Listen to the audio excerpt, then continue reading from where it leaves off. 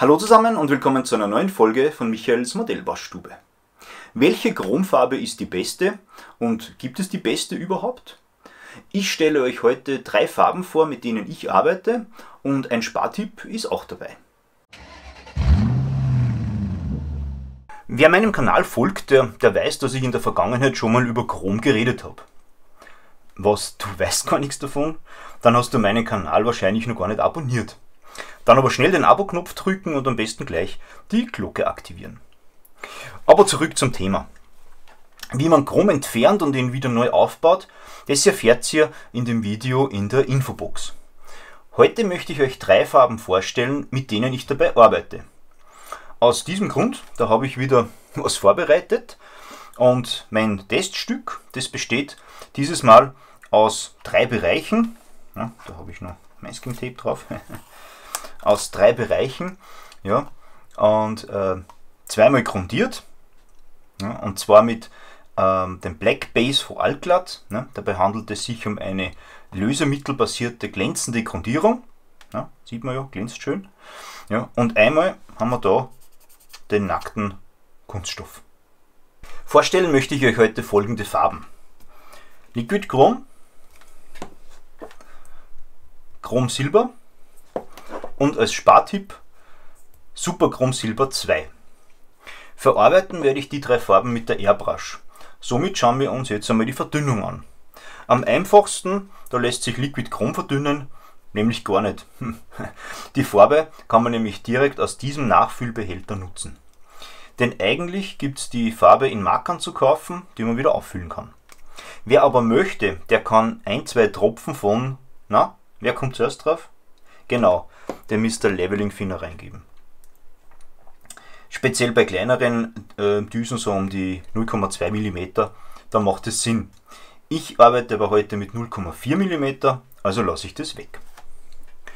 Als nächstes kommt das Chrom Silber zum Zug. Da muss man verdünnen, und dazu habe ich den Mr. Rapid Thinner genutzt. Man kann aber auch den Leveling Thinner nutzen, wie man will. Man muss sich nur im Klaren sein, dass die Farbe mit dem Rapid Thinner schneller auftrocknet. Daher auch der Name. Beim Mischverhältnis, da habe ich 1:1 gestartet, also ich habe da schon einen Löffel, dann habe ich meinen Messlöffel, ein Löffelchen reingegeben, und dann habe ich einen Löffel Verdünner und mich dann da schön häppchenweise auf die nötige Konsistenz hingearbeitet. Da die Farbe sehr stark pigmentiert ist, da kann sie auch ein bisschen dünner sein. Ne? Bei mir schaut das jetzt eben so aus. Und zum Schluss noch der Spartipp, ne? Der Mr. Color Super Metallic Super Chrom Silber 2, wie immer man das auch nennen mag, SM206 heißt die Farbe. Warum Spartipp? Das Gläschen kostet in der Schweiz um die 6 Franken herum. Ganz so günstig ist es jetzt nicht, möge man denken, aber man kann die Farbe ziemlich stark verdünnen. Das aufgrund der Pigmentierung, und dass der Chromeffekt sowieso am besten zur Geltung kommt, wenn der glänzende Untergrund noch ein bisschen durchscheint. Somit brauche ich mich um ein exaktes Mischverhältnis gar nicht wirklich zu kümmern. Natürlich sollte man es nicht übertreiben, aber wie ihr sehen könnt, da ist die Farbe relativ dünn. Ich habe da wirklich auch wieder einen Löffel Farbe reingegeben und dann ziemlich viel Verdünner. Einfach mal so ein bisschen reingespritzt. Ja, die Farben sind verdünnt. Das Teststück ist auch bereit. Ich gehe jetzt zur Kabine und brasche mit einem Druck von ca. 1,2 bar und einer 0,4 mm Düse drauf los. Da ich die Kamera dort nicht wirklich aufstellen bzw. montieren kann, während ich brasche, da komme ich dann mit dem Endergebnis zurück. Und falls ihr euch fragt, warum jetzt da ein Bereich Kunststoff unbehandelt gelassen habe, da kommt das Liquid Chrom drauf, ne, steht ja auch schon angeschrieben, denn das benötigt praktisch keine Grundierung. Ja, das seht ihr aber dann nachher, wenn ich zurückkomme. Also, bis gleich. 2 Stunden später. So, die Farben sind aufgetragen, und damit ihr sehen könnt, dass ich wirklich auf den vorbereiteten Untergründen lackiert habe, da habe ich da nur die halbe Fläche lackiert, beziehungsweise ein bisschen was freilassen. Ne? Und somit sieht man auch gut, dass das Liquid Chrom keinen Untergrund benötigt. Ne? Dafür braucht es jetzt extrem lange, bis es trocken ist. Wir reden da von mindestens 7 Tage, also eine Woche, an denen ich das Zeug nicht angreife. Und auch danach ist es sehr empfindlich und sollte nur noch mit Handschuhen angegriffen werden. Wer aber den Bau des Mandalorian von Revell verfolgt hat, der weiß, dass man dafür belohnt wird. Superchrom Silber 2, das spiegelt jetzt ein bisschen weniger stark als Liquid Chrom, ist dafür aber stabiler und man kann schneller weiterarbeiten. Da habe ich auch außerdem mit mehreren dünnen Schichten gearbeitet, als wie da. Da habe ich mehr oder weniger eine fette Schicht aufgetragen. Das gleicht sich auch selber aus. Eben da habe ich mit mehreren dünnen Schichten gearbeitet und somit kann man auch den Glanzgrad damit ein bisschen steuern. Der nimmt dann nämlich mit zunehmender Farbschichten auch ab. Ne? Ist aber auch ein bisschen Übungssache, muss ich da gleich dazu sagen.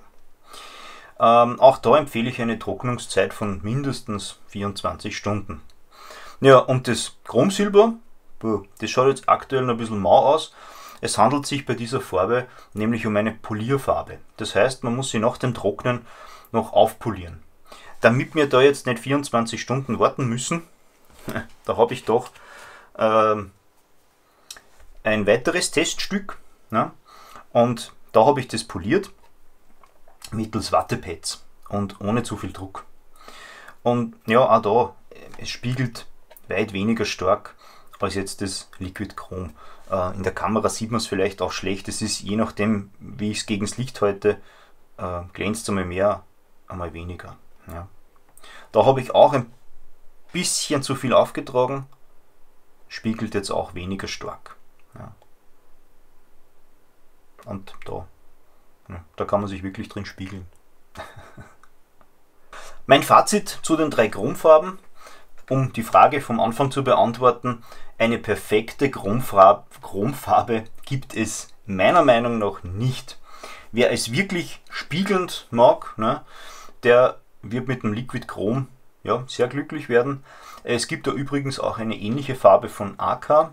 Diese hört auf den Namen Superchrome und soll weniger empfindlich sein und schneller trocknen. Die beiden Mr. Hoppy Farben, ne, die gehen in eine ganz andere Richtung und sind je nach Verarbeitungsweise mal mehr, mal weniger spiegelnd. Am besten ist es sowieso, man schaut sich immer genug Vorbildfotos an, ne, denn nicht immer, da muss es so ein Hochglanzchrom sein. Daher arbeite ich auch mit diesen 3 Farben, denn je nach Anwendungsgebiet, da kommt mal die eine und mal die andere zum Einsatz. Ja, und jetzt seid ihr gefragt. Arbeitet ihr mit Chromfarben und wenn ja, mit welchen? Schreibt wie immer alles in die Kommentare. Ich freue mich schon sehr auf den Austausch. Ja, und bis zum nächsten Mal, da wünsche ich euch eine gute Zeit und viel Spaß beim Modellbau. Euer Michael.